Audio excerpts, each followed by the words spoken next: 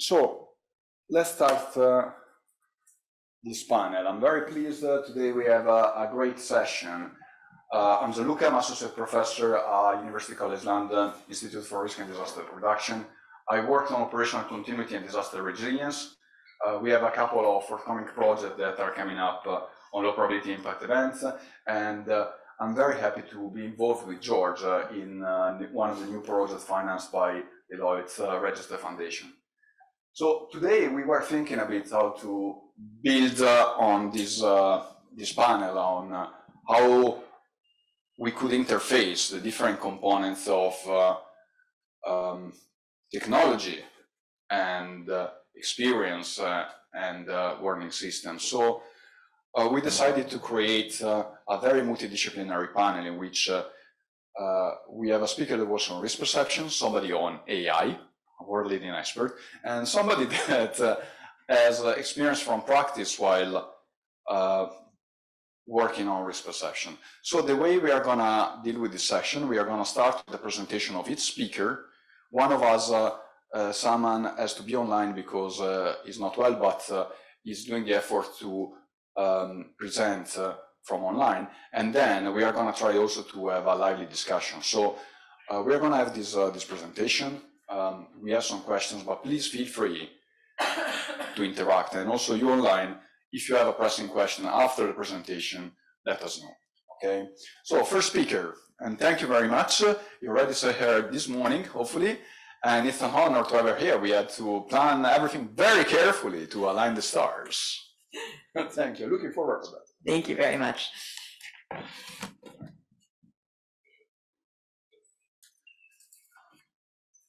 So, hello everyone. I hope you're feeling better, Saman. I'm Monique Kuglitsch. Some of you might have seen me this morning. In that case, this might be a little bit of deja vu in there. I apologize, but since I spend all my time working on the focus group, that's what I'm going to be presenting. Sorry, can you get rid of that video? Sorry.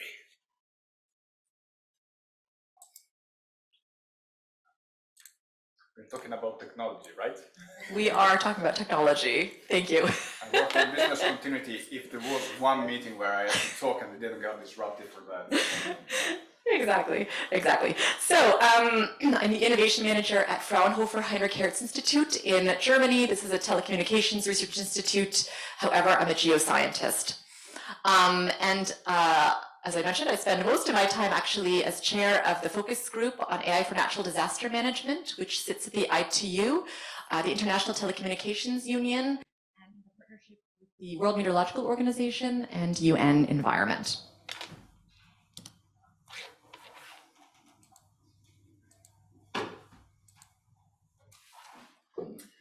Again, technology.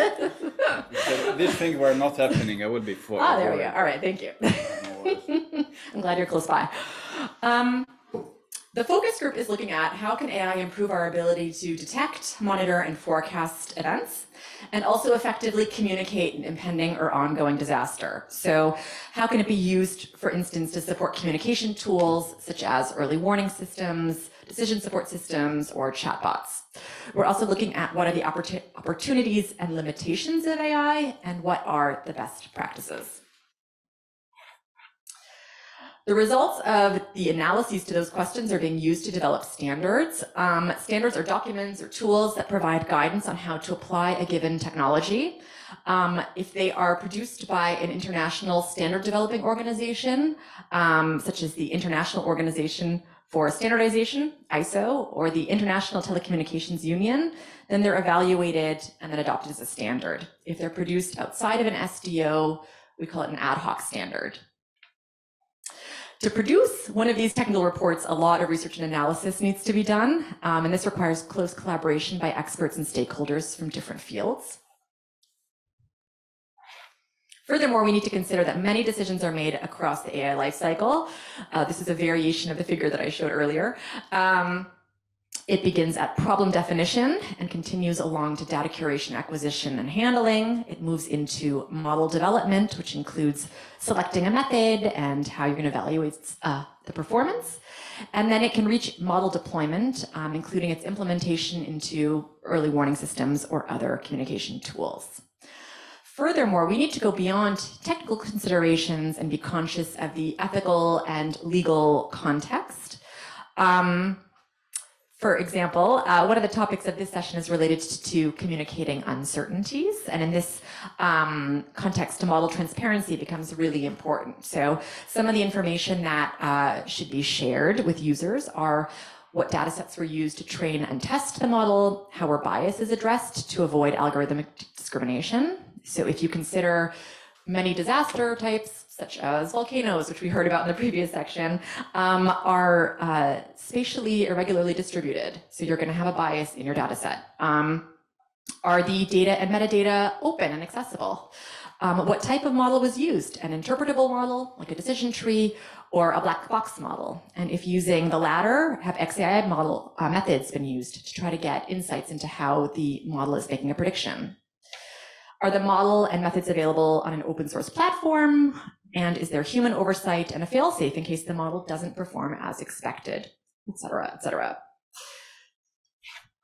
So a focus group is a mechanism at the ITU that serves as a platform for such an interdisciplinary and multi-stakeholder collaboration. It's how we investigate these types of questions. It supports the efforts of an associated ITU study group. It provides a working environment for pre-standardization and standardization activities. And as I mentioned earlier today, it has a lot of flexibility in how it operates. Our focus group was created in partnership with the World Meteorological Organization. You can see a picture of the management team at the bottom. And also a partnership with the UN Environment, because we wanted to bring in this domain expertise. But we also work with many other partners, both within and outside of the UN system.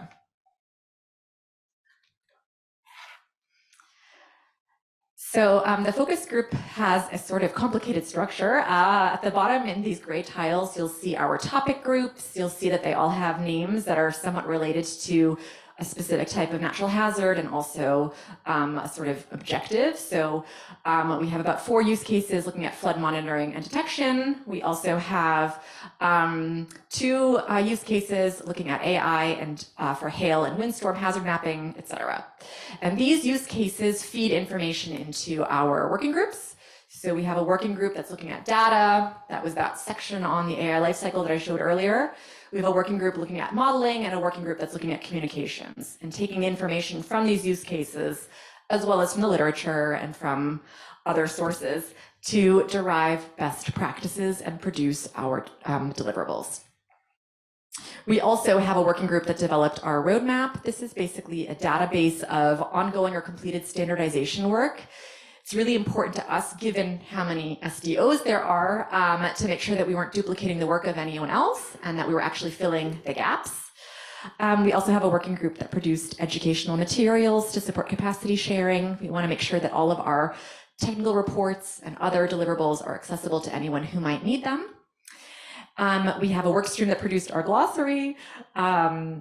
Anytime you're working with experts from very different fields, you'll find that sometimes information can get lost in translation. So we wanted to make sure that we were all using terms that each other understood and using them the same way. So that was one of our first deliverables. And then we also have a work stream that developed a search engine that can find relevant literature and online tools that can be used for this application. You'll see at the very top, we have the ITU Standardization Bureau Secretariat supporting us, and then we have a management team, which consists of, supporting me, Dr. Elena Szoplaki, who's a climate scientist and extremes expert at the University of Gießen in Germany, Professor Jörg Luderbacher, who's the chief scientist and director of science and innovation at the WMO. Dr. Murali Thumarukudi was previously responsible for disasters at UNEP and has now moved to UNCCD, where he is the director of the coordination office of the G20 Global Initiative on Reducing Land Degradation and Enhancing Conservation of Terrestrial Habitats. Mr. Srinivas Giganti is from the Department of Telecommunications in India. Dr. Rakiba Maji is from the National Space Research and Development Agency in Nigeria, and she also has an affiliation with the African Union's AFSTAC DRR group and UNDRR Graph. And last but not least, Ms. Yanchuan Wang is from China Telecom in China. So we have a really diverse management team, which brings together lots of different perspectives and makes it a very dynamic group. The focus group has been around for 2.5 years now. We're all volunteers, and the focus group is open to participation from anyone. So just putting that out there in case anyone wants to pop into a meeting once and see what we're doing and contribute, you're more than welcome. Thus far, our first technical report, the one on communications, is completed and has been submitted to our parent study group. In other words, the 180 member states are evaluating it. And the other 2 reports on data and modeling are near completion. Our glossary and roadmap are also completed and are also with the member states undergoing evaluation. We also have 3 scientific publications, plus 5 more that are in the pipeline. And you can see from the titles that they're all looking at kind of different things. One is looking at collaboration, one is looking at opportunities and also challenges when using Earth observations for AI. Our NLP-based online tool is operational. We also had 2 hackathons, one focused on engaging with experts in Europe and one focused on engaging with experts in Africa. We also had a hands-on AI training session with government workers in Kerala in India. And we've had 5 workshops, averaging 430 participants. These are a really great opportunity for us to do a sort of like deep dive into a specific geographical region. So for instance, at this workshop that we had in Athens that was hosted by the Greek government, we were able to see what really great research is happening in the area and to see how we could integrate that into our standardization work.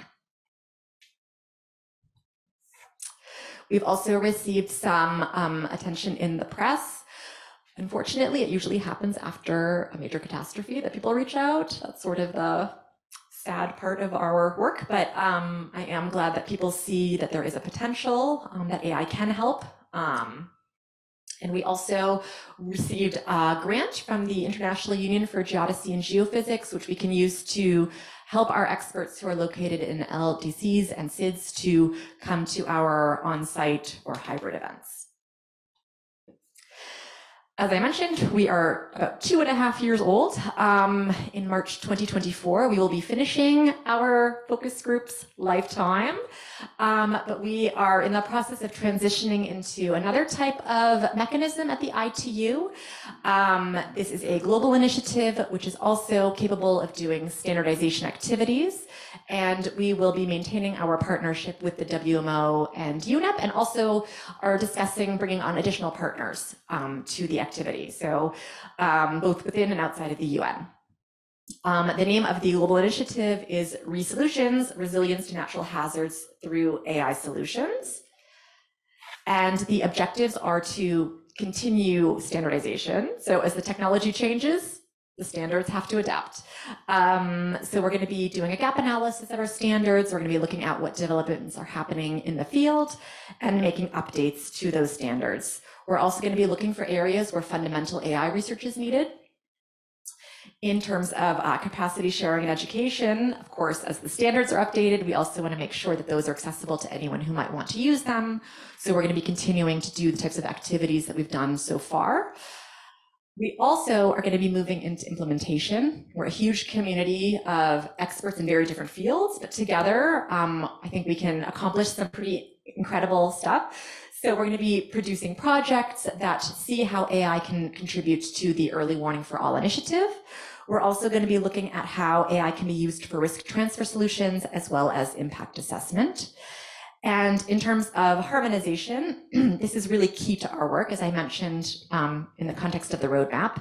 There are a lot of people in this field of DRR and AI, and we don't want to be duplicating someone else's work. We want to be working in a complementary fashion. So it's important for us that we communicate with other actors in this field and make sure that we're filling the gaps, not duplicating work. And we also want to advocate for the interoperability of AI-based systems. And just to show an example of the first implementation project that we're going to be starting, actually in November is our first meeting in Athens.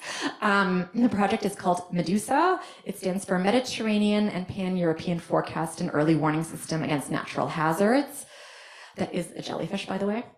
And the idea is we're going to be seeing how AI can be used for a early warning and decision support system, for a multi-hazard forecasting system that includes consideration of cascading effects. We're going to see how it can contribute to risk modeling and risk transfer mechanisms, and to optimize communication. So how to take complex information and make it actionable knowledge. What is special about this project is not only its multi-hazard nature, but also these twins. So we're basically going to be comparing how different geographical regions that face similar hazards cope with them in a different way, whether that's just because of a system that's in place or because of a different coping capacity. And we're going to see how AI contributes in these different environments. Yeah. I hope I'm on time. Oh, I'm 3 minutes late. Sorry, guys. I tried to talk as fast as I could. All right. If you'd like to learn more, please scan the QR code. Thank you very much. Thank you very much. It was super interesting. I have already an extra question than the one I planned. So let's do a thing. We now have the presentation. We will first ground for a question and answer on the presentation after George. So now, Saman, we go on the technological side of these aspects.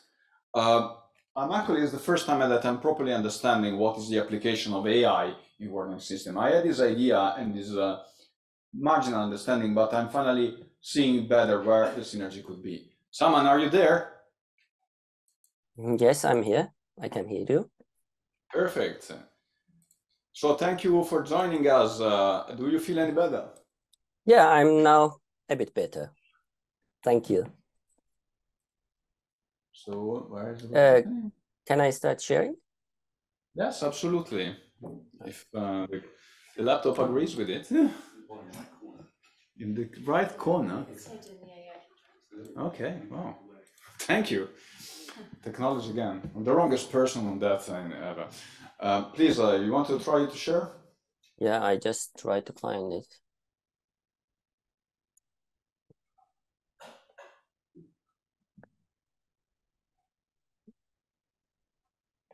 Hopefully this would work. Are you still trying? It's a bit different. Technology. That's why we need called adaptation and evolution. I'm not sure to what extent it's really evolution. Okay. I need to share the full screen, so sorry for that, but this is the way that I can deal with this. No problem. I will try to minimize this, then maximize this. And the first page. Hopefully you can see it in a proper way, not maybe full screen. Is it full screen now? We can see it well. Thank you. Okay, and thank you. I have to say you're on mute. That's amazing. Okay. Please, the ground is yours. Okay, thank you very much also for having me. I'm sorry I couldn't attend it in person, but I just try my best to, do it really enjoyable for you. So my name is Saman Ghaffarian. I'm a lecturer in geospatial data science at Institute for Risk and Disaster Reduction at UCL. Today only I select one of them, topics in AI that's, I guess it's really important and one of the emerging topics that we should consider in disaster risk management, that's use of explainable AI. Somehow Monique already mentioned this, and I will a bit go in detail, and including using it for early warning and cascading impact assessment applications. So just to start, I will start with the introduction. Here I just try to explain easily, in simple words, how it differs from, XAI, how it differs from normal machine learning or well-known machine learning. Here, the process of training a conventional machine learning with some images for classification of the images, you can see the training data, then it starts with learning processing and building the model. When we have built the model, then we can use a new data, that's the image here, for example, a cute cat, to just classify it. And finally, the output is to say that this is a cat. This is the classification. So it says only it's a cat with a probability of 0.93. But what we cannot extract from this is that we cannot understand why. You know, that's only, it says that this is a cat with a probability of 0.93. So we don't understand why this is, and why and how did the model do their work, and what are their failure points, how we can trust this model. And for example, if we cannot trust, if we use some different data sets, different images, maybe that are not included in training, are not really well explained within the model, how it would work. So at the end, we cannot trust. This is just an example. So how explainable AI works, and again, it starts with training data, then learning process, but it starts with explaining how it worked, how the model did the prediction by providing some extra information here. For example, in this case, it says that this is a cat. We can add because it has fur, whiskers, or it has these features as an image examples. So in that sense, we can understand why. And, or we can say that if a cat doesn't have such features, it will not be classified as a cat. So now we understand when it is going to fail, when we cannot trust this model, or if the provided features that it used to predict the classification was not rational for us, we can say that this model is not working well and it's not reliable. Just this is a very simple example how explainable AI add value on AI models. But in general, explainability in XAI models or in the context of machine learning refers to a model's ability to explain the reasons behind its decision and recommendations in a way that we can easily comprehend. You know, we can easily understand. In the previous example, we can easily understand what is fur, what are the different image features. So, in general, why we need explainable AI? There are 4 distinct explainability attributes, we can say that. They are transparency. So by explaining the deep learning model outputs and their predictions, we provide transparency. It's about, you know, clarity and openness of AI method. And then we explain trustworthiness. If the model is reliable, if it is going to work in every situation. And also the accountability. Accountability is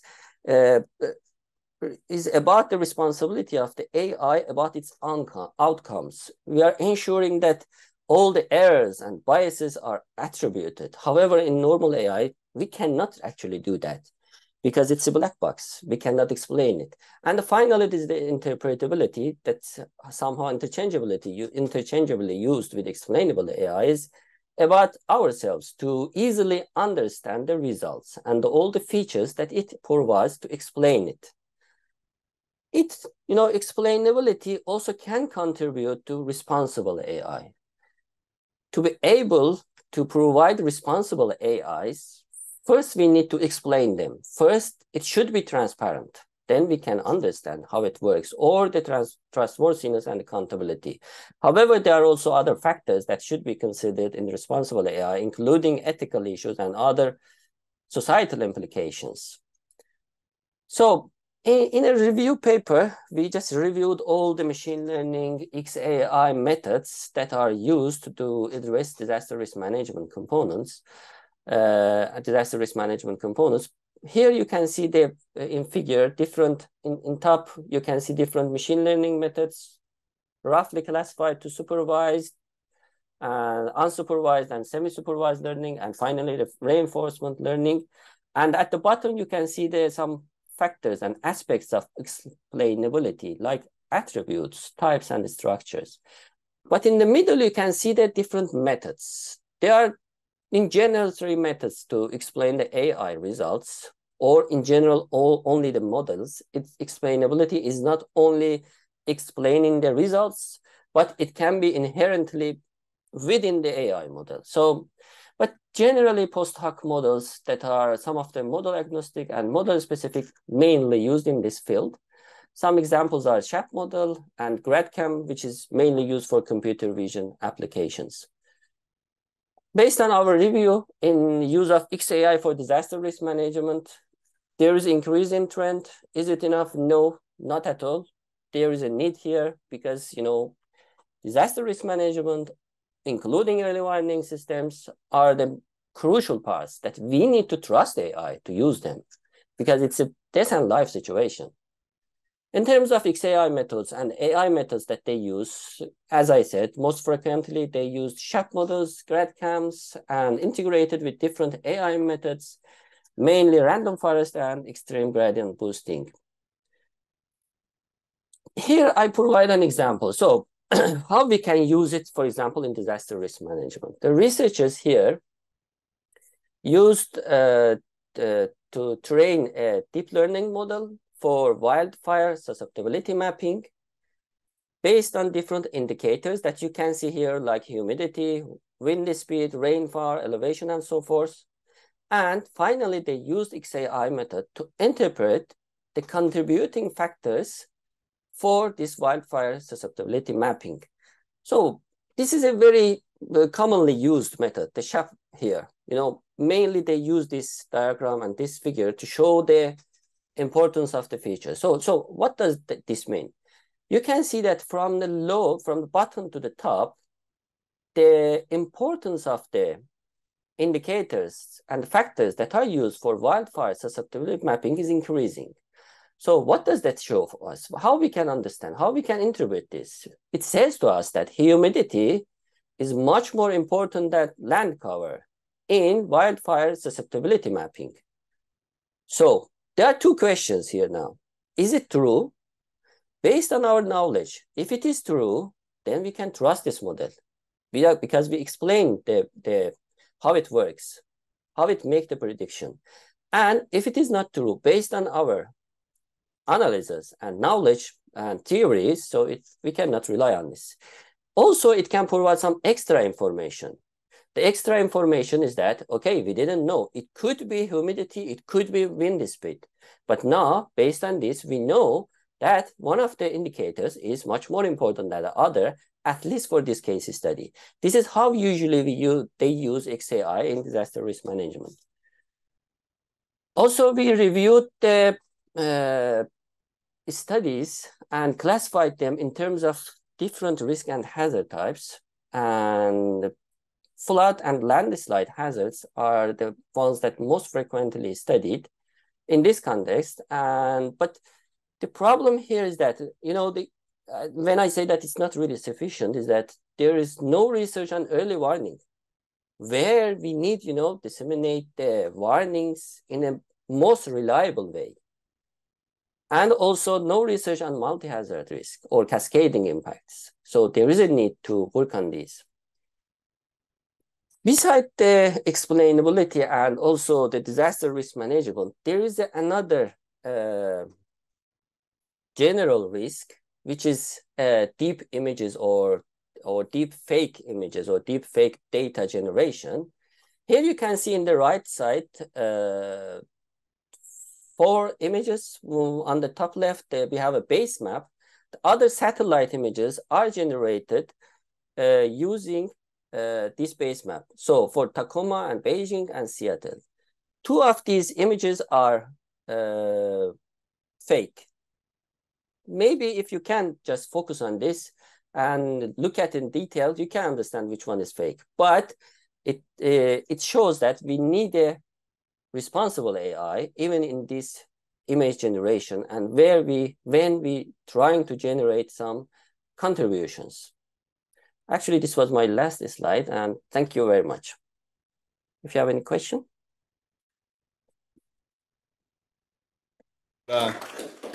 Really very helpful, and I found impressive all the lack of research on the subject. It really makes me think how disciplinary action needs to interface together. So the next speaker, Sarah, is gonna start moving more on the social science dimension. So we are trying to have a transition just from a technical component of the problem to more social science and practice. Please, Sarah. Thank you. I'll just bring up the Absolutely. the slide if I can remember how to do it. Oh yeah, technology again. Okay. There we go. Fingers crossed. Ooh, you need AI for this? I think it's still loading at the same time, so. Oh, I love when this happens.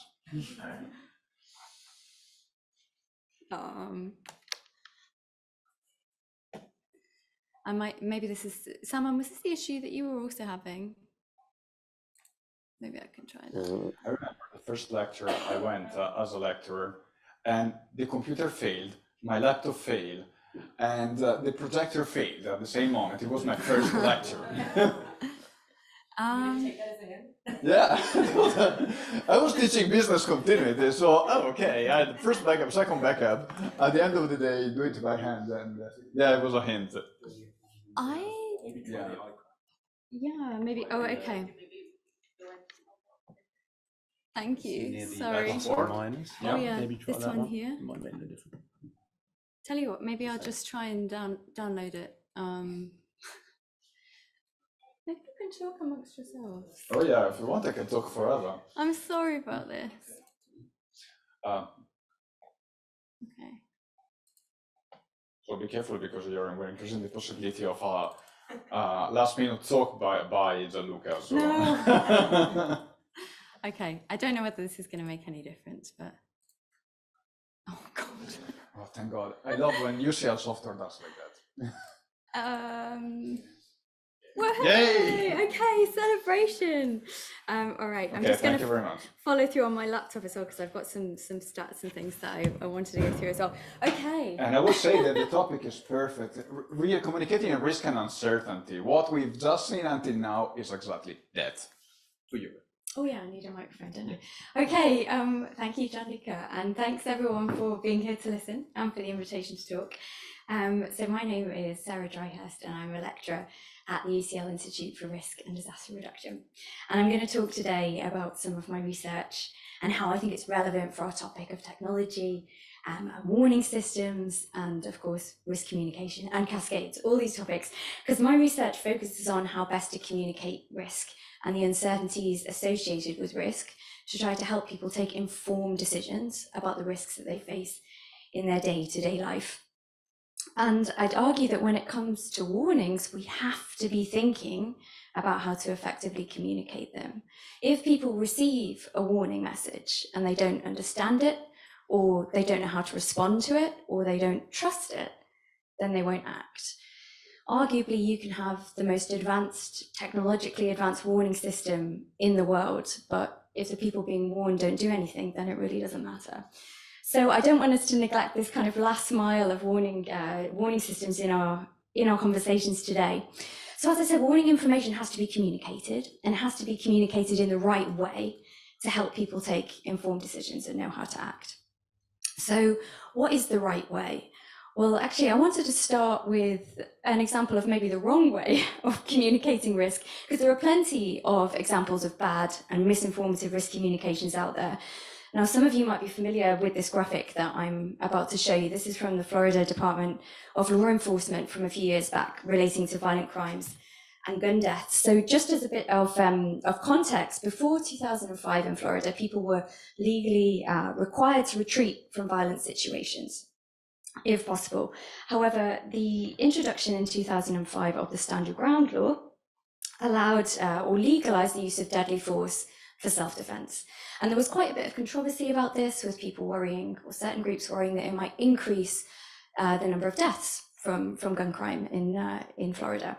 But the Florida Department of Law Enforcement collected some data, and they put out this graphic, which showed that apparently there was a decrease in the number of gun deaths after the enactment of the Stand Your Ground law. But just look a little bit more closely at that vertical axis. What you can see is that they've inverted it. So it runs from 1,000 at the bottom to 0 at the top. So if you actually turn that the right way round, you can see that actually the law didn't work quite so well after all, and it appears that the stand your ground law seems to be linked to an increase in gun deaths rather than a decrease in gun deaths. So this is a pretty manipulative graphic, and we were easily misled by just that flipping, that inversion of the axis. So you can see then that numbers are easy to manipulate, and there are plenty of communications of data out there that we probably shouldn't trust. And as data become more numerous and complicated, and technological power increases and the power of AI increases, the opportunities for miscommunication, intentional or not, increase. And this touches a bit on what Saman was saying, you know, about when we talk about misinformation. There are a growing number of examples where misinformation about disasters has driven inappropriate behavioral responses. It might even be considered an important intensifier of disasters, or kind of a driver of cascading effects, both via these kinds of direct behavioral responses that it can drive, so things like vaccine hesitancy that you can see here, or evacuations when no evacuation was warranted, but also more indirectly via it complicating the information landscape, effectively flooding the information landscape and making it difficult to really work out what you can trust and what you can't trust. If you just consider that example on the top left there about sabotage of 5G phone masts in the UK linked to spurious misinformation claims about a link between 5G and COVID. You know, if you were thinking about an infectious disease, you were writing an emergency plan, you probably your first thought probably wouldn't be to think about telecommunication systems necessarily when it comes to planning for a pandemic, at least not initially.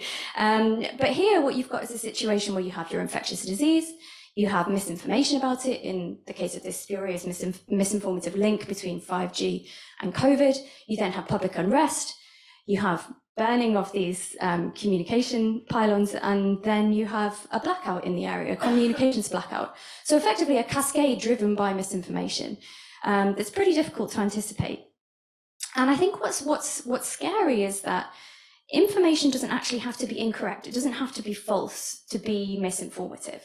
So we've talked about deepfakes and you know, manipulative or malicious misinformation, but actually just presenting numbers in a certain way can cause us to draw inappropriate conclusions from them. So actually, you know, a communicator might have good intentions, but the effect of their communication may not be what they're anticipating it as being. So factually correct information can actually be misinterpreted if it's not communicated in the right way. So what do we need to be thinking about then when we're thinking about risk communications when it comes to warning systems? Well, I think we need to, at this stage, take a step back and just think a little bit about what risk actually is. So what is risk? Well, we often think of it as being a number. You know, your risk of death from this infectious disease is X%, or the risk of this hurricane making landfall at this location and having this impact is Y%. But it's important to realize that risk is not just about numbers. Risk is a much more complex concept, which is associated to feelings and individual interpretations. And these are the key drivers of how we perceive risk. This affect, as psychologists call it, is fundamental in the way we perceive risk. And in fact, I looked at the factors that drive risk perceptions of COVID around the world early in the pandemic. And what I found was that indeed these emotion and experience-led factors, so worldviews, experience with the risk, feelings of trust, are the most important predictors of COVID risk perception, and they're much more important than cold, hard, fact-based knowledge about the risk. So because of this sway of emotion and experience on our perceptions of a risk, as we know, our brains don't always process risk in a rational way. And that means just simple tweaks to how we present numbers, like changing the format a number is presented in, or changing the context that you dress a number in, can drastically change people's perceptions of the risk. And this kind of links back to what I was saying before about communications not having to be false to be misinformative. The way you present them can change perceptions, as I said, and crucially, change behavioral response. So I just wanted to give you a real world example. This is from back in the day, 1995, when the UK Committee on Safety of Medicines announced that the third generation oral contraceptive pill doubles the risk of potentially fatal venous thrombosis. Now that sounds pretty scary, right? This is a potentially fatal blood clot. And of course, when it hit the headlines, this was big and it had real world consequences. So by 1996, there'd been 13,000 additional abortions and 30,000 additional pregnancies off the back of this announcement. So that's real world impact, real world behavioral impact of your risk communication. But the question is that doubling of the risk quite as scary as it sounds?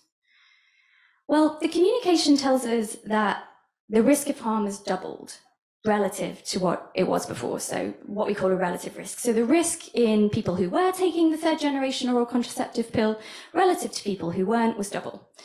But that doubling statistic is missing some key context. Double what? What were the absolute risks in both cases of taking versus not taking the contraceptive pill? Well, the risk of venous thrombosis in women who were taking the contraceptive pill was 1 in 7,000. And the risk of venous thrombosis in women who weren't taking the contraceptive pill is 2 in 7,000. So the risk has doubled relative to what it was before, but the absolute risks in both instances are still very low. And arguably, if this communication would have been put in terms of those absolute risks, a lot of people may have taken very different choices with very different life consequences. So you can see that a simple change to the way numbers are presented here, if we add in the absolute risk, it changes our perception of these numbers. It can drastically change, as I said, our perception and ultimately our behavior. So communicating this relative risk on its own can be problematic. Communicating the absolute risk provides us with a bit more clarity. And that's a really useful thing to remember in putting numbers out there in terms of risk warning communications. And just quickly, there are other simple changes that can also have dramatic influences on the way that we perceive a risk. So in this study, we showed that simply changing the format a risk is presented in, this is a hypothetical risk of death from COVID, from a percentage to a frequency to a 1 in X format, you can fundamentally change the perception of exactly the same number. So that's the risk rating there. You can see it's the same number just presented in a different format, and people perceive that same number as being fundamentally different. So these simple changes can trick our brains into perceiving risks in a different way. So communicators then have quite a lot of power, and arguably we have to use that power judiciously if we're to be trustworthy communicators. And this is the final section that I just wanted to touch on before I finish, because I realize I'm running a bit over time. Because that word trust is so essential to warning communications. A public who loses trust in a communicator is unlikely to pay any attention to a warning that's issued, let alone change their behavior in response to it. And that also, linking back to what we said before, gives an opening for misinformation to creep in. So how can we be trustworthy in our risk communications and our warning communications? Well, I go back to Baroness Honora O'Neill, who's a crossbench member of the House of Lords and a Cambridge philosopher. And she says, we need intelligent openness about information in order to be trustworthy, which I think links exactly to what Monique and Saman have been saying. And that in part is being upfront about your uncertainties, because uncertainty is key to informed decision making. If you imagine just quickly that you lived in Texas, let's just imagine, nice sunshine, close to the border with Mexico, and you received this warning and you were told to evacuate. And just think for a minute how likely you'd be to follow that warning message, how likely you'd be to take that evacuation action.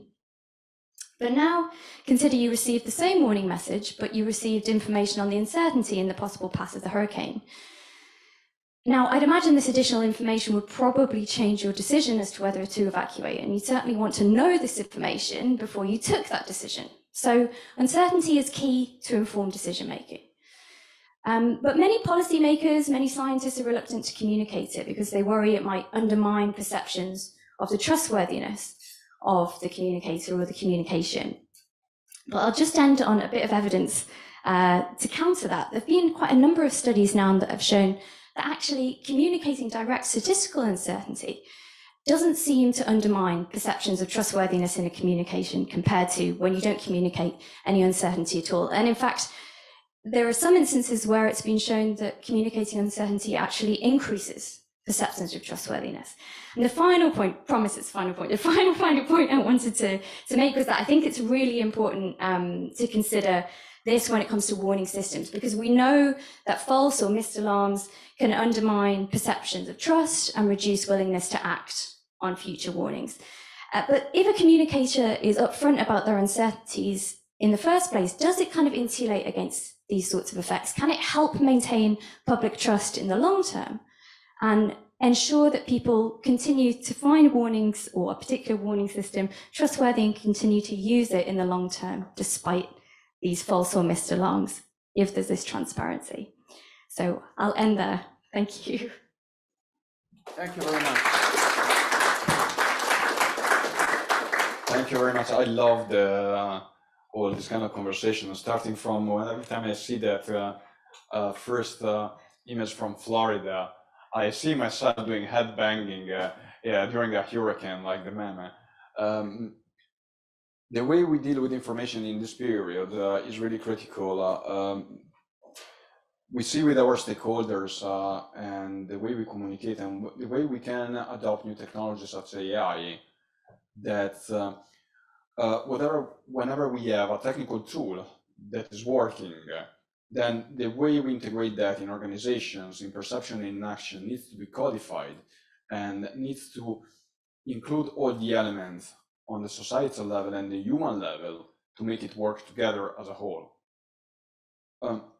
Before giving the word to Georgia, the first project I was working on when I started the research back in 2012, it was a warning system working very well in the small city of Cesenatico, in one of the areas that has been flooded 10 years afterwards, a few months ago.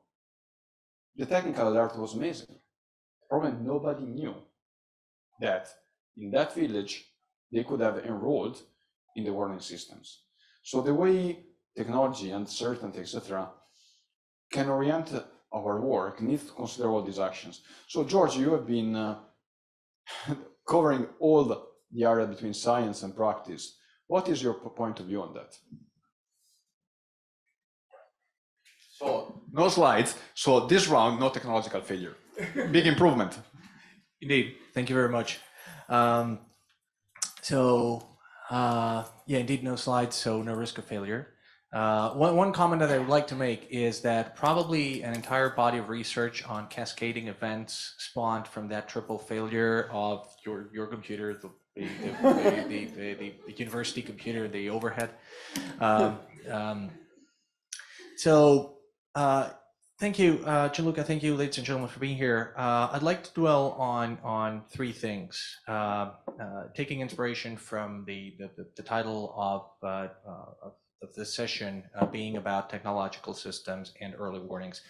First, I'd like to share a few thoughts on the particularities or the challenges of providing warnings in the aftermath or related to technological accidents. Then discuss just a little bit, I'm pretty sure there's going to be a ton of questions later on about how technology can support or can improve the early warning process. And then third, hopefully use these reflections to provide a justification about the project that Gianluca, Sarah, and I are embarking on. So if one thing makes technological accidents challenging for emergency managers is that we know that something is wrong, but we don't know exactly what's wrong, right? So for example, we know that we are having a cyber attack or that an IT system has failed, but we don't know exactly how bad the failure is. We don't know if it is a cyber attack or if it's organic and so on. We know that there has been an explosion somewhere around a chemical facility, but we don't know if the explosion was related to explosive materials. We don't know what blew up and so on. And oftentimes I have seen this in my 2 decades now, geez, that's a lot, I'm growing old. happen, and I've seen this paralyze the entire emergency management system. So there's two ways to managing uncertainty in warnings or in any operations. One is to try to gather all the information you need to issue the warning, and two is to reduce the amount of information you need to issue the warning. Decentralize decision-making, push authority where information lies. Let me give you two examples. Both are from technological facilities, chemical factories. Chemical factory 1. There is an accident. There is a runaway chemical reaction. Something really bad's about to happen. Somebody did what they were not supposed to do, and naturally, the facility emergency operations center is looking for what they call the material safety data sheet. It's about a 5 to 10 page document that provides all the information about that hazardous materials.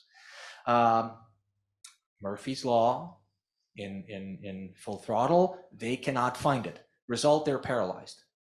Right next to the people at the emergency operations centers, there's a bunch of books that detail some basic information about that type of materials, but nobody thinks about looking at those books because they're locked into that thing, right? So they don't have the information, they don't know what to do.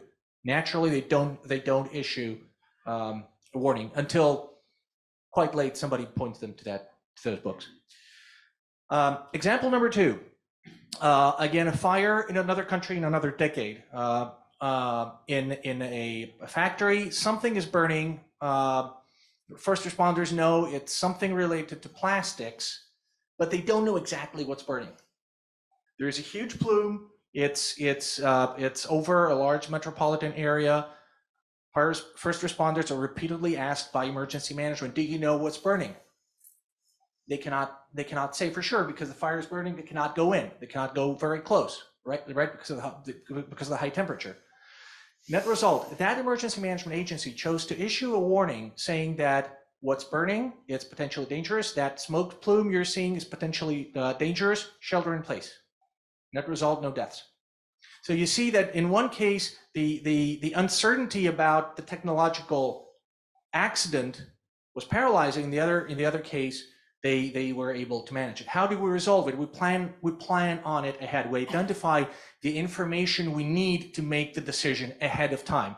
That has a name in emergency management practice. It's called essential elements of information. It essentially means to look for the information you need to make the decision, to identify beforehand, to identify beforehand where you're going to get that information, to see how you're going to get it.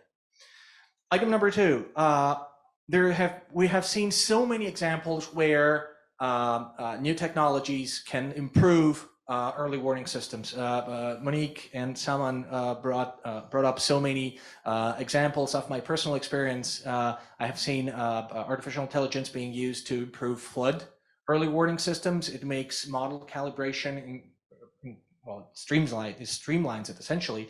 I've seen it even used now in wildfire cases as well. But as Monique pointed out earlier this morning, there will always be a human who has to make that decision, right? There's a reason for that. Machines are not accountable. So that means two things. A, our humans need to be trained, and B, AI needs to be calibrated or set up so that it can respond to the questions that these humans will have. Hence, what again Monique said about involving first responders. In addition, new technologies have improved how we provide warnings, and I'm talking about last mile warnings, which have been repeatedly identified as the most painful part of early warning systems. And warnings, the provision of warnings has gone from lighting fires on top of hills to those uber scary messages you get on your cell phones that make a weird noise and give you a heart attack if you're relaxed, and everything in between, right? However, that means that all these are technologies, which means they come with limitations. And that means that our planning, the way we plan to use and the way we use these technologies needs to take into consideration these limitations. Case in point, a recent fire in Maui, right? So quite a few people perished in Maui because evacuation orders came in late, right? And one would not expect that from Hawaii, because Hawaii has pioneered tsunami warnings, and it's one of the places in the world that regularly are affected by tsunamis, and there is generational memory and societal memory of how to evacuate. So one would not expect that in Maui, right? And there was an entire discussion about whether they should activate the sirens or not. And I'm not going to dwell on whether it was right or wrong. I will just point out one thing. Most sirens issue a tone, so you know that something is wrong. You don't know exactly what's wrong. You don't know what to do, right? Which means that, at least when it comes to mechanical sirens, they need to come with a very clear instruction. One instruction: if you hear the sirens, do one thing.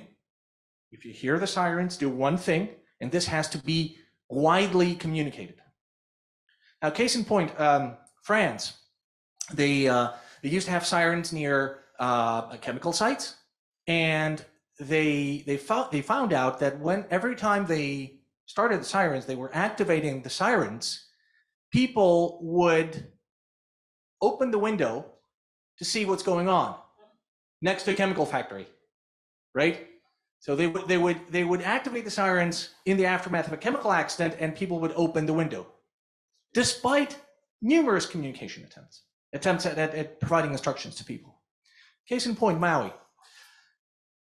In the state of Hawaii, sirens are used with one clear instruction: if you hear the sirens and you're outdoors, go indoors and tune into local media, TV, radio, cable, whatever, and find out more information. In Maui, they added one instruction: if you're outdoors and you're next to the beach, evacuate inland, because they fear tsunamis. So that by itself provided two instructions where you only needed one, right? And that was a challenge. So as I said this morning, most people think that every time the authorities or emergency management issues a warning, people will automatically heed that advice, right? Nothing could be farther from the truth. Whenever you get a warning, you will do two things. One, you'll try to personalize it. So you will try to find out if it's relevant to you. What does it mean, relevant to you? It means if the location you're in will be affected by the hazard, if the hazard has that much of a magnitude to be dangerous to you, three, if you can do something about it. The second thing you're going to do is you're going to try to figure out if the person next to you got the same warning, because that, in our mind, it tells us that it adds to the credibility of the warning, which means that warning systems need to provide alerts and warnings and notifications that are consistent, that are repeatable, that come through multiple channels, and they have a bunch of other characteristics. Now, where does that come from? It comes from years of social science, social studies research that has looked into how people behave in warnings, how people react to evacuation orders, how people behave notably in evacuations and shelter-in-place orders. The problem with a lot of those, considerable part of that body of research is that it has answered these questions, but in a qualitative sense. So we know which factors affect that, and Dr. Dryhurst has alluded to some of the factors, but a lot of the parameters that affect how people respond to warnings has not been answered in a quantitative sense, as Sarah's example illustrated before. This is what we're trying to do in our WorldWorks poll project. We have just begun. We're looking at the WorldWorks poll data, at other data sets, trying to answer these very questions. So watch this space. Refer to Gianluca or Sarah for more information in the future. And thank you very much for your time. Thank you. Thank you.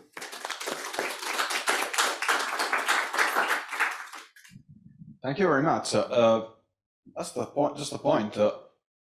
When we look at our data, also we did a research on the integration of early warning system in Mexico City.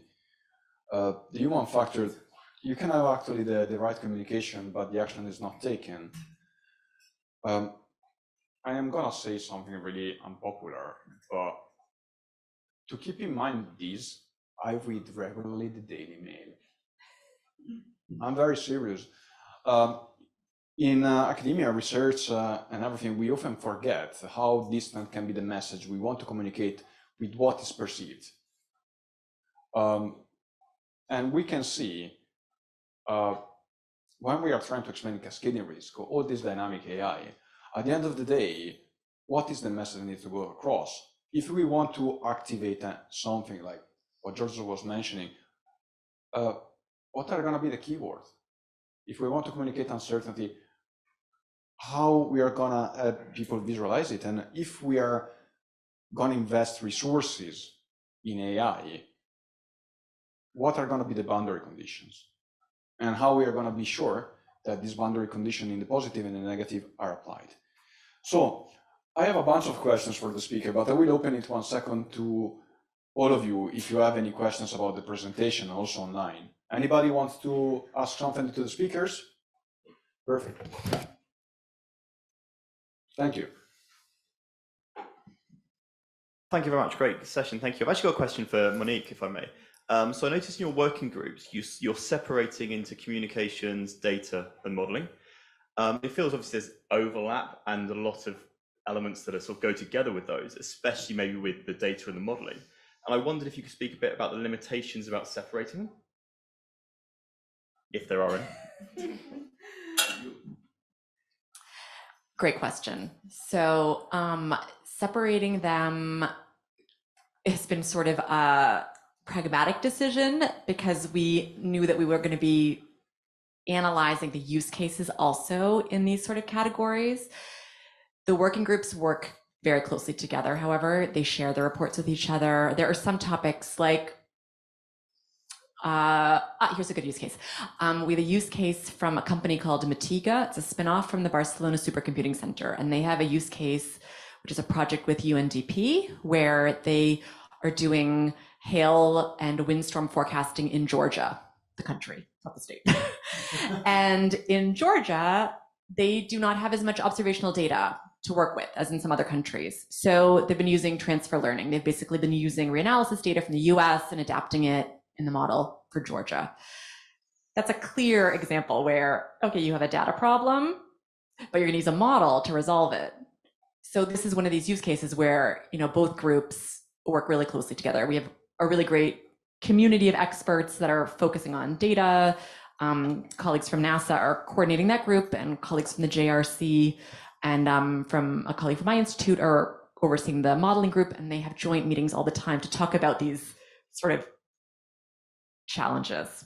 But it's a great question. And communications, actually, all of our use cases in some way contribute to a communications tool. So they're inextricably linked with the other working groups.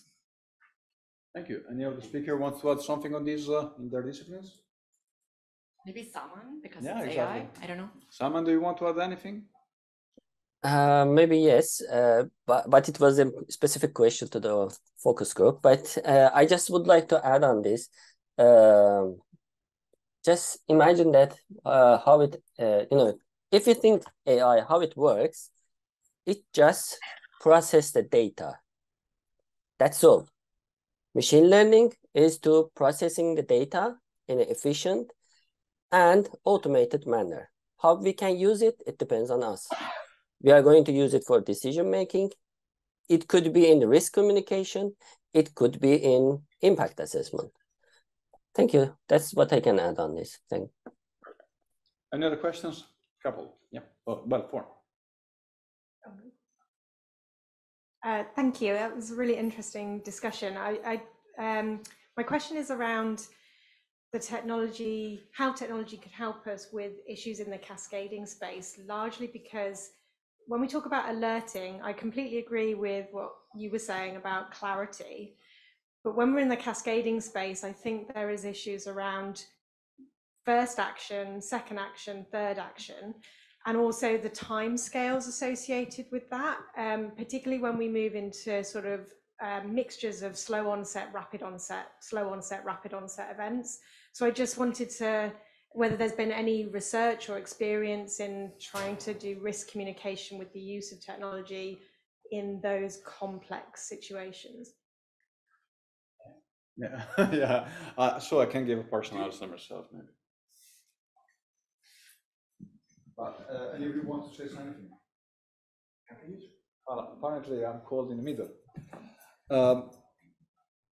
The way I see that is that, yes, technology is a very important component in acting on containing the escalation process of cascading crisis. The way this can be done, but there is not a lot of data, is something that we are going to explore in a project that is going to start literally like in 1 month on low probability impact events. So we are going to roll out a new methodology for stress testing that is going to include tabletop exercises, increasing the pressure on stakeholders. This is something that we elaborated in the last years together with the research group of the Army Corps of Engineers and the United Nations Office for Disaster Reduction. So the idea is starting from what we know as linear crisis, adding a first component of concurrency, cascading risk, and increasing the pressure to understand what are the common point of failures. The way technology can be used as a mitigation in this process is on one hand, using, for example, what Saman is doing or our colleagues on EI are doing, weak signals and anticipatory elements for forecasting. Another element can be integrating the understanding of uncertainty, that is what Sarah is doing, in understanding how we can mitigating the escalation process toward a better communication and perception of risk.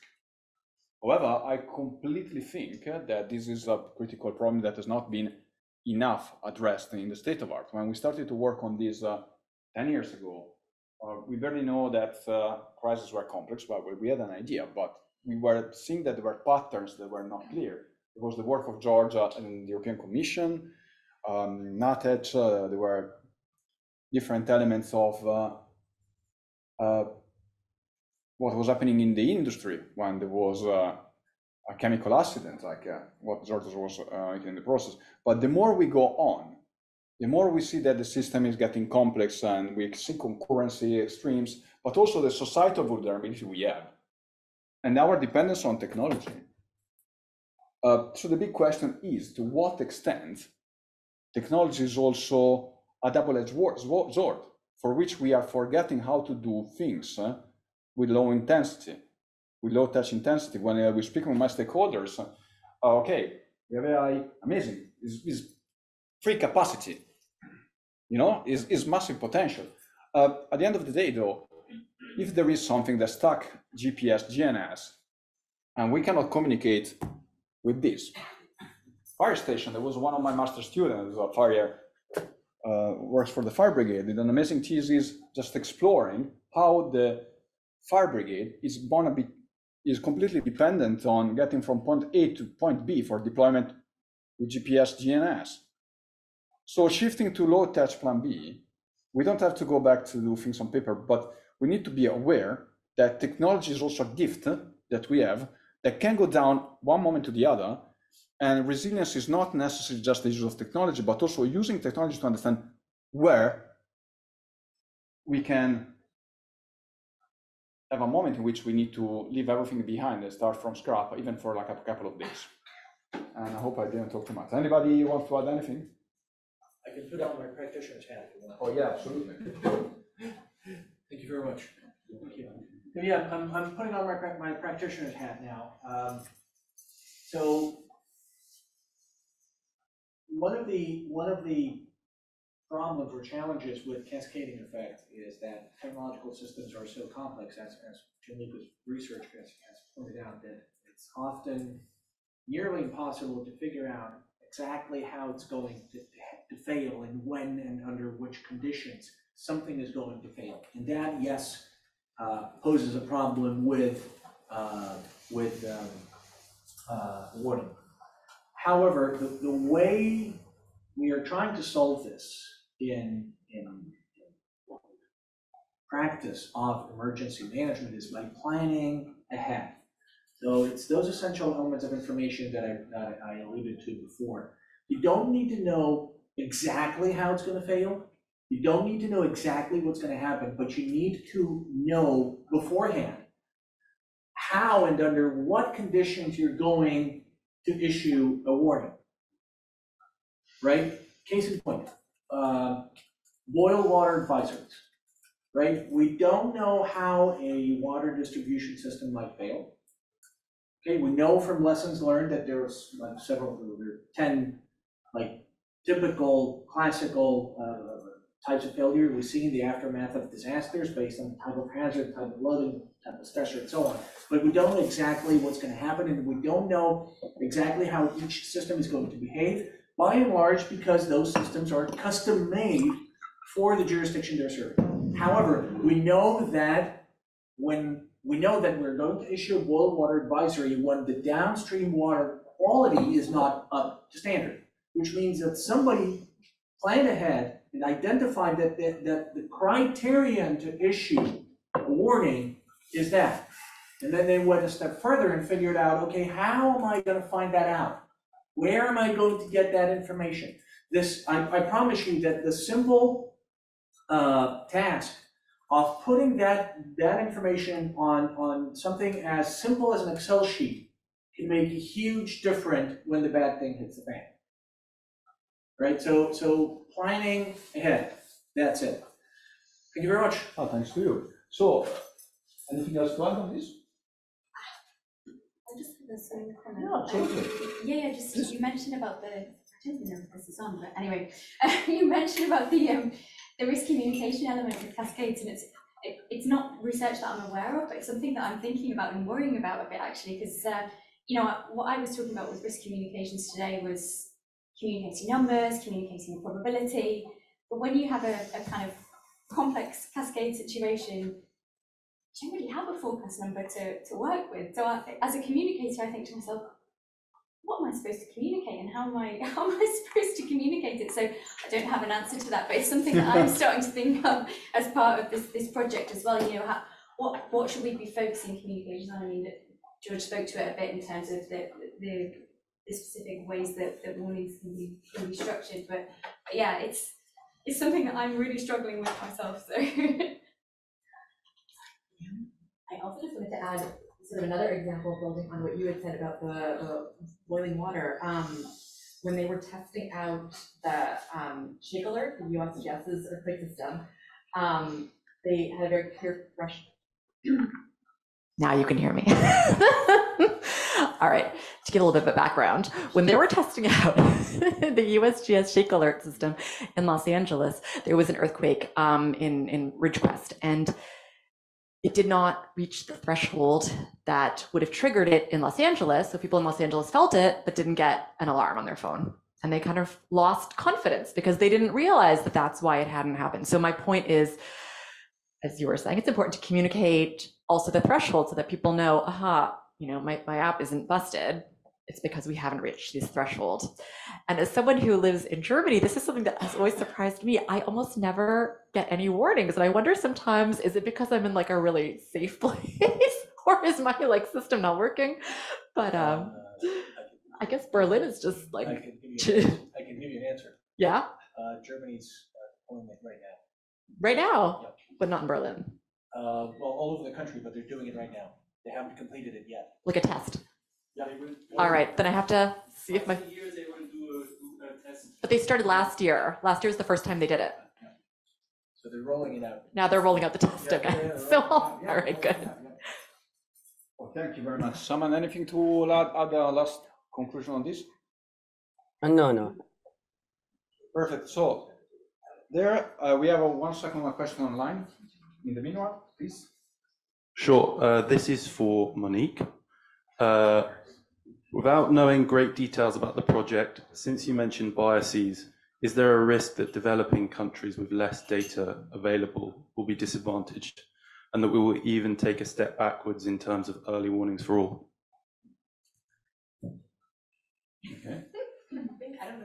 Yeah, that one is not working anymore, so we have a shortage of it's working. Hello? Okay.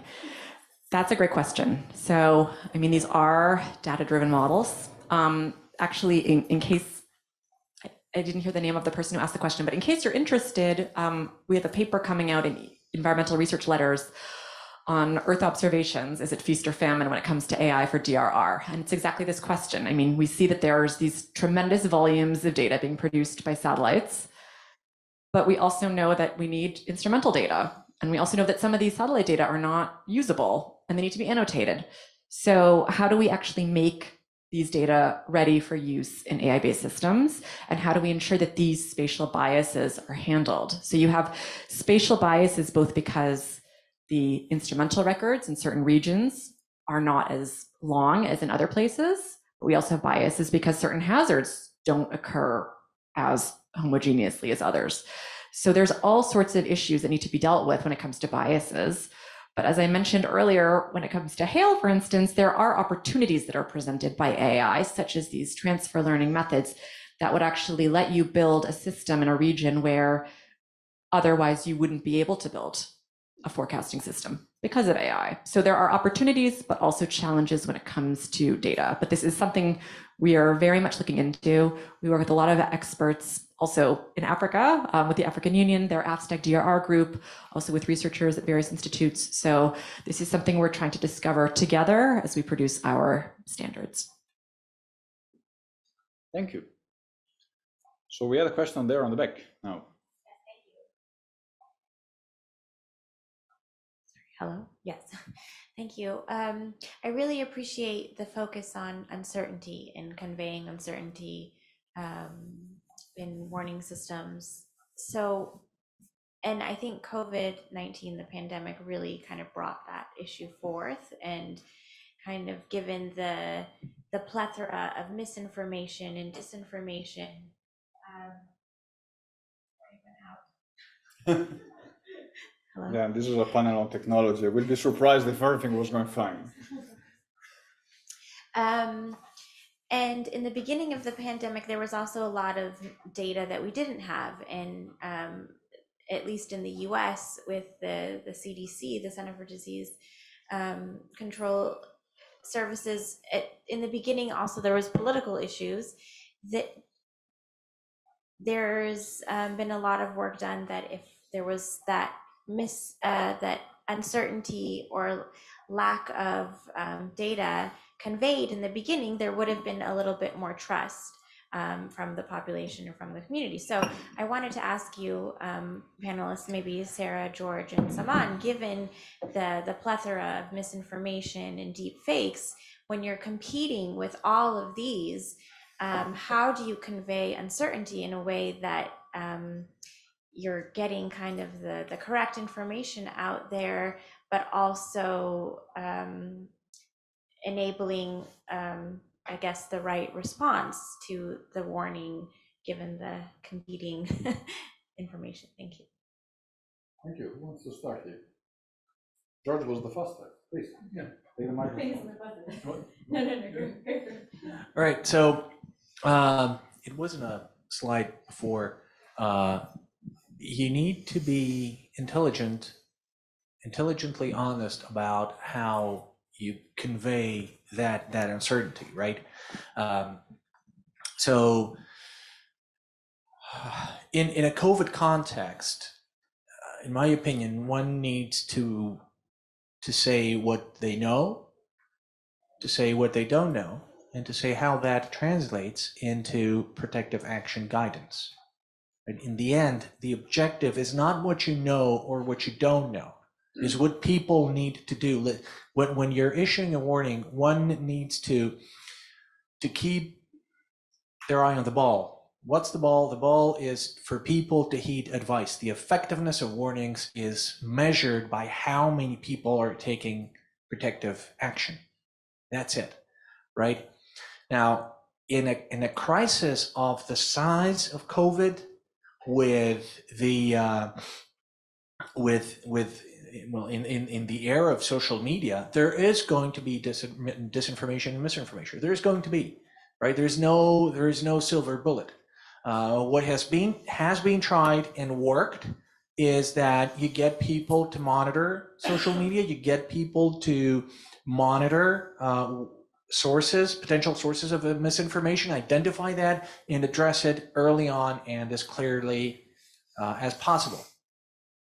Right. So this is what they did with COVID. This is what we did with this is what several countries did with the thing with the COVID vaccine and microchips and nano, trackers or something.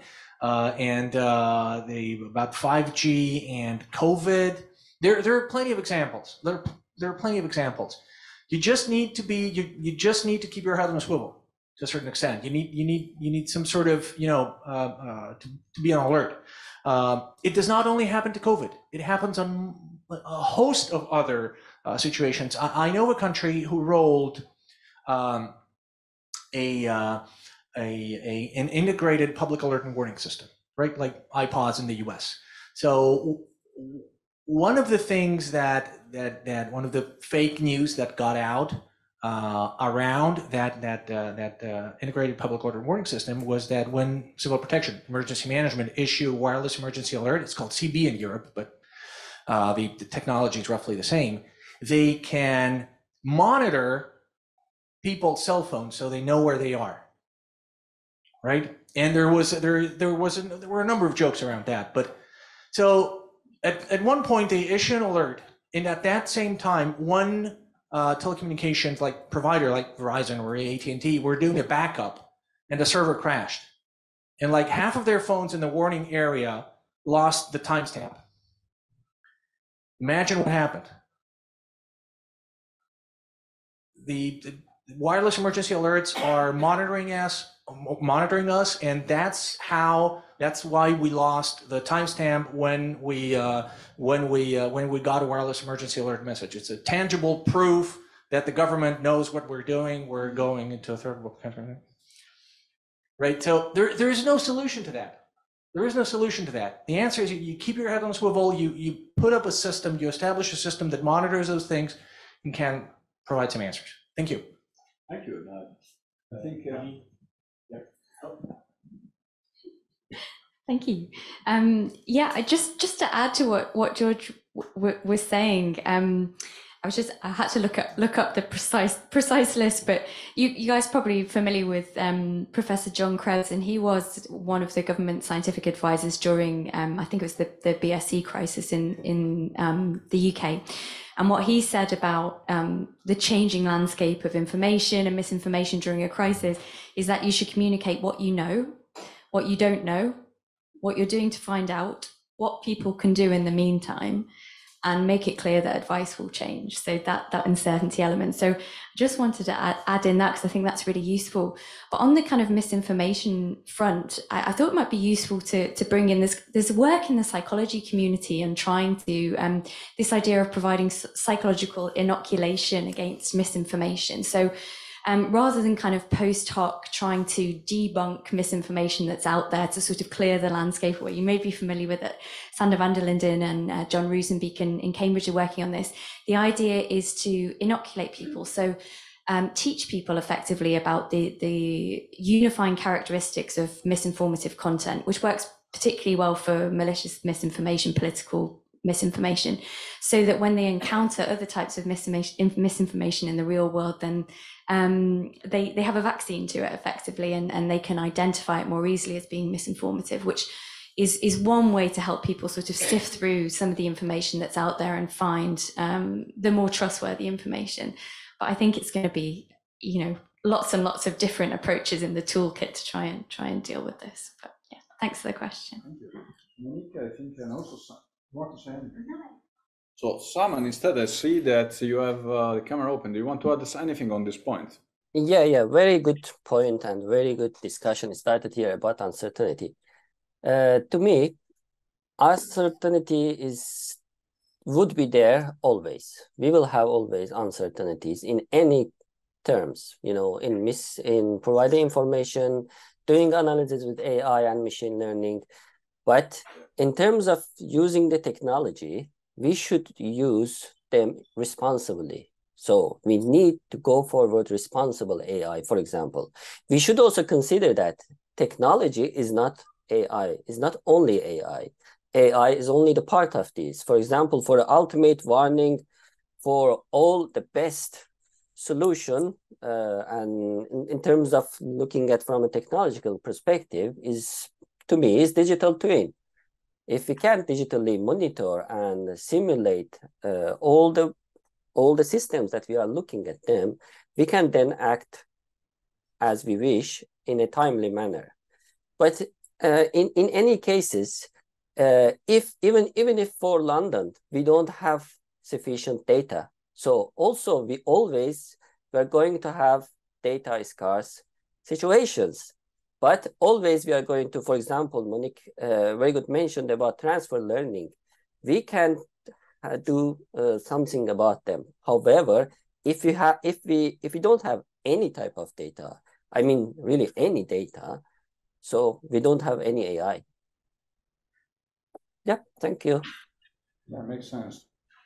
So I think there was a last question from earlier on that side of. Okay, perfect. So some final consideration. Then there is a narrative here that needs to be expressed, right? I think you had Laura. I think okay. So some final consideration then. When we think of technology, then the takeaway is that we have a lot of potential. We learn a lot about AI. We learn a lot about the connection with uncertainty and the practical application and the limitation. Then what we see in the real world, we're going to face. So what is the way forward? The way forward, we think about complex risk, cascading risk, is merging these all together, being aware that whatever direction we choose, there is a human component, technological component that interact together. And part of the way the future is going to be is also being sure or trying to understand what are the limitations when we are walking blind in a situation of high uncertainty that is going to increase. But what we can be sure about our body of knowledge about how we integrate in our organization technology, but also being sure what is the limit of that, and where instead we need to use other tools, like even just the instinct we matter in our civilization, if we can call it like that. So literally time is over. I'm very curious to see what is happening here. I have a great expectation, no pressure. No. Then let me just. Oh, sure. I need to steal your microphone. Oh yeah, absolutely. Thank you so much. Right, so I was drawing along and capturing the 4 different talks, and then this on the bottom there's the discussion, and I'm just going to zoom into some of the parts. I've actually listened to the talk by Monique twice now, so I tried to take in different points this time. Yeah, so this was the question on using AI for natural disaster management, to have these volunteers in these focus groups. Also, I've put in the recognition of the press, which was not in the first one, and also that stack changes, the standards also have to adapt. Then for the second one, the talk on, well, what AI actually is and how it works, and how it can be used as an explainable and trustworthy source if you actually understand the indicators. Excuse me. But also not forgetting about the deep fakes, which might be used to misinform. And the third one, on the subjective feelings, basically on risk, also the increase in misinformation. Here's someone drowning in all the information. So even if it is not meant to mislead, it can can be misleading, and communicating uncertainty can help. And then the last one, those were a lot of examples, so I try to put down some of the examples so you can remember these ones. I think the most important part is that there's a human factor in communicating warnings, and that people, like here, there's the idea, if you hear the sirens, do that one thing, and then people might actually do the opposite, which might not be helpful. But also there's personal, like how is this personal to me, and did others also get this warning? On the bottom, I've included some ideas on technology being a double-edged sword, but also on under which conditions do we issue a warning. So to understand, like not maybe understanding how something is going to fail, but then just like the standard of when do we do something. Then communicating the thresholds. Then a quick note on developing countries with less data, and that there will always be misinformation. And so the question is, is my phone monitoring me? I hope it's not. Yeah. Thank you. Super cool.